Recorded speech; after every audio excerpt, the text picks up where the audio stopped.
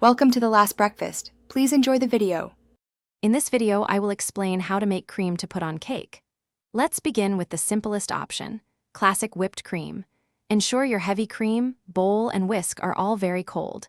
This is crucial for stability.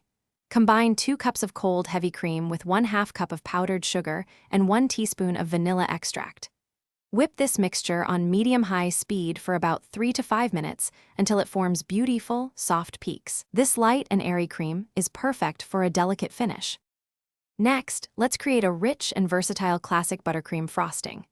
Begin by creaming 1 cup of softened, unsalted butter in a stand mixer until it's light and fluffy, which takes about 3 minutes. Gradually add 4 cups of powdered sugar, 1 cup at a time, mixing well after each addition.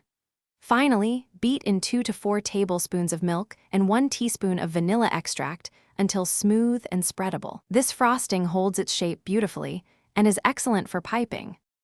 For a delightful tangy option, let's make cream cheese frosting. It's crucial that both 8 ounces of cream cheese and 1 cup of unsalted butter are completely softened to room temperature. Beat them together until the mixture is smooth and lump-free, which usually takes about 2 minutes. Gradually incorporate 4 cups of powdered sugar, 1 cup at a time, then add 1 teaspoon of vanilla extract. Mix until just combined and fluffy, being careful not to overbeat. To ensure your cake cream is always perfect, remember a few key tips. For buttercream and cream cheese frostings, using room temperature butter and cream cheese is essential for a smooth, lump-free texture. If your frosting is too thick, add milk 1 tablespoon at a time. If too thin, add more powdered sugar.